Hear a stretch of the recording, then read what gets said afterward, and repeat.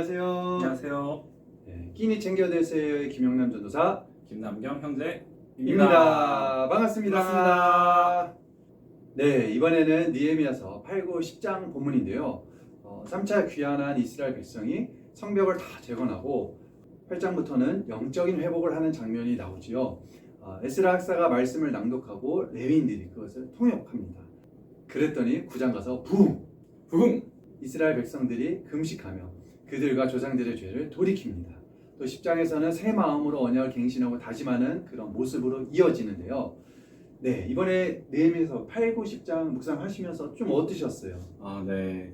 이번에 느헤미야 말씀 묵상하면서 은혜가 많이 개인적으로 됐던 것 같아요. 그 이스라엘 백성들 회복을 보면서 저도 좀 개인적으로 회복되는 시간이 됐던 것 같습니다. 네. 그런데 8장이 시작하면서 보면 이스라엘 백성들이 전부 수문 앞 광장에 모이던데 그 모습이 마치 무슨 절기 같은 걸 지키려는 모습 같더라고요. 그런데 단순히 성벽 재건을 맞춰서 모이는 것 같지는 않고, 왜냐하면 7장 후반부의 마지막 말씀 보니까 그 백성들이 각기 성읍에 가서 살았다라고 되어 있던 것 같아서요. 그래서 이게 조금 시간이 흐른 뒤의 일 같은데 이거 어떻게 봐야 할까요? 네, 맞습니다. 이스라엘 백성은 성전의 성벽 재건의 큰 임무를 완수하고 각기 마을에 흩어져 살다가 7월 초하루라고 나오죠. 이것은 민간역으로는 1월 1일인데요. 아무튼 이날에 모든 알아들을 만한 백성들은 다 모여서 하나님의 율법을 듣습니다. 그래서 성경에 그렇게 표기는 안 되었는데 이 7월 초하루에 모였다는 것은 바로 그들의 전통적인 절기인 나팔절을 지내고 있음을 의미하는 것이에요. 그 절기가 바로 나팔절이군요. 네, 네, 나팔절은 하나님께서 친히 지시하신 그런 절기죠. 이스라엘 백성이 40년 광야 생활 때부터 시작이 되었는데요. 그날은 보통 종일 나팔을 불어서 이스라엘 백성들이 모두 듣게 합니다.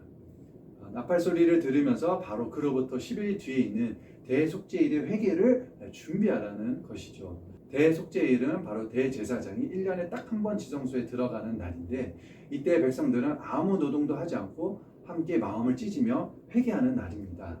또 그로부터 5일이 흘러 초막절을 지내죠. 네. 그 느헤미야 8장에서도 이스라엘 백성이 초막절 절기에 대한 내용을 율법에 발견하고 이를 준수하는 장면이 나오는 것 같습니다. 네, 맞아요. 그래서 그때가 바로 수문 앞 광장에 모인 지 아마도 15일 뒤쯤 되지 않았을까 보통 학자들이 생각을 합니다. 아무튼 초막절은 약 8일 동안 보통 지내는데요. 출애굽한 이스라엘 백성이 광야에서 초막을 치고 지냈던 것을 기억하기 위해 행해졌어요.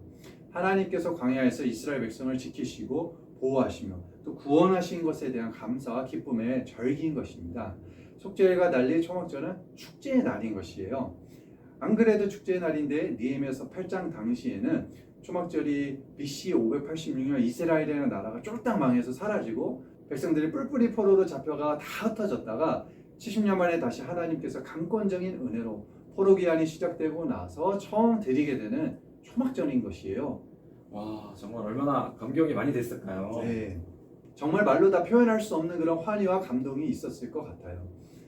그래서 아무튼 느헤미야서 8장은 이런 이스라엘의 절기를 배경으로 하고 있는데, 아까도 언급을 드린 것처럼 실은 나팔절 그리고 대속죄일 그리고 초막절의 순서로 절기를 이행했는데, 느헤미야서 8장을 자세히 보면 나팔절과 초막절만 준행하는 것 같은 그런 기분이 들 수 있는데 실은 그렇지 않을 거라는 것이 대부분의 그런 신학자들의 의견입니다.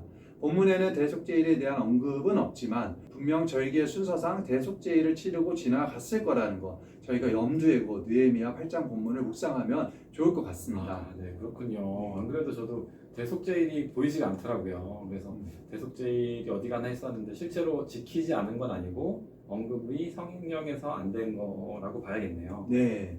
그런데 또 흥미로운 것은 그 에스라가 느헤미야서 8장에 다시 등장을 하더라고요. 네. 저는 에스라서에서만 나오는 줄 알았는데 네. 에스라가 느헤미야서에도 등장을 하는데 네, 어떻게 된 거죠?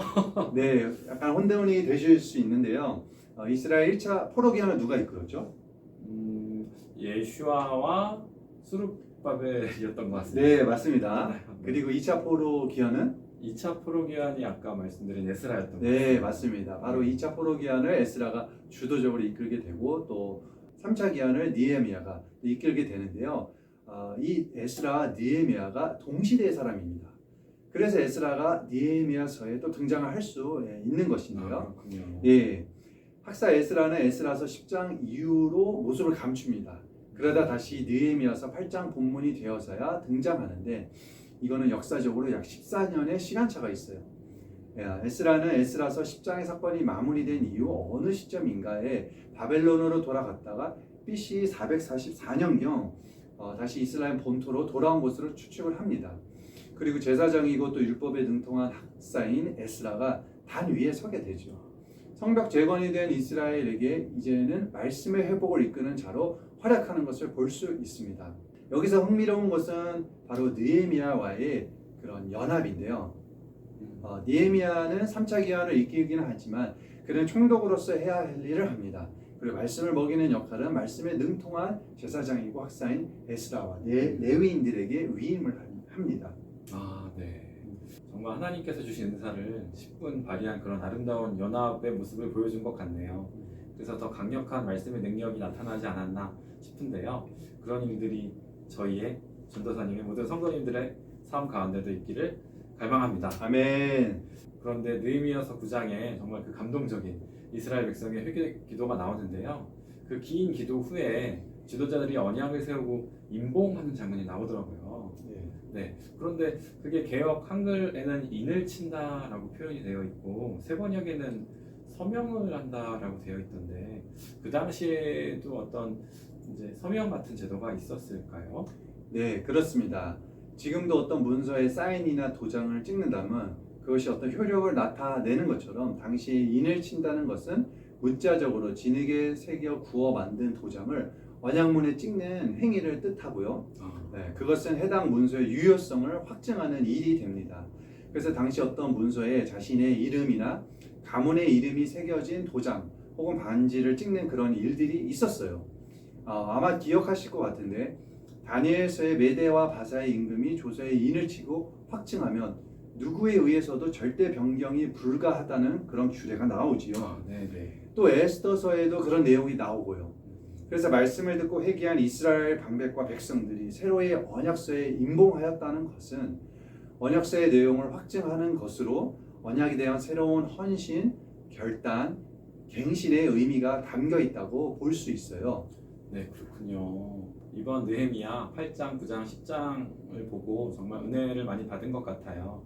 사실 코로나가 점점 장기화되고 있어서 오프라인 예배보다는 온라인으로 예배드리는 게 정말 이제는 몸에 익은 습관처럼 되고 있는데요. 그러다 보니까 오프라인 예배를 잘 못 드려서 영이 점점 메말라가는 것 같은 느낌도 들더라고요. 그런데 이렇게 이번 느헤미야 말씀을 묵상하면서 이제 말씀을 새롭게 선포되고 이스라엘 백성들이 회복되는 것을 보면서 저도 다시 또 말씀을 선포하고 새롭게 이렇게 나아갈 것을 결단하는 일들이 있었던 것 같습니다. 네, 저희 모두의 삶 속에서도 정말 그와 같은 부흥이 있기를 소망합니다. 느헤미야 8, 9, 10장과 같은 동일한 역사가 있기를 원합니다. 아멘. 아마도 많은 분들이 이번 느헤미야 본문을 묵상하시다 보면 출애굽한 이스라엘 백성들이 오버랩 되실 것 같아요. 하나님께서 애굽의 포로가 되었던 이스라엘을 구하시죠. 그리고 이후에 시내산에서 모세를 통해 율법을 주시고 그들과 언약을 맺습니다. 마찬가지로 느헤미야 그 시대 당시 바벨론의 포로로 잡혀있던 이스라엘을 하나님께서 출바벨론 시키세요. 그리고 성벽 재건을 마치고 나서 하나님께서 에스라를 통해 율법이 들려지게 하시고요. 그리고 다시 그들에게 새롭게 결단하고 언약에 인을 치게 되죠. 그래서 이스라엘 포로 기한을 제2의 출애굽이라고도 하는데요. 코로나로 모두가 힘들고 또 답답한 시기를 지나고 있습니다. 이때 느헤미야서 8, 9, 10장을 통해 말씀의 회복, 영적인 각성이 일어나고 하나님께서 함께 하심으로 이 시기를 인내하고 돌파하는 모든 성도님들 되시기를 축복드립니다. 축복합니다.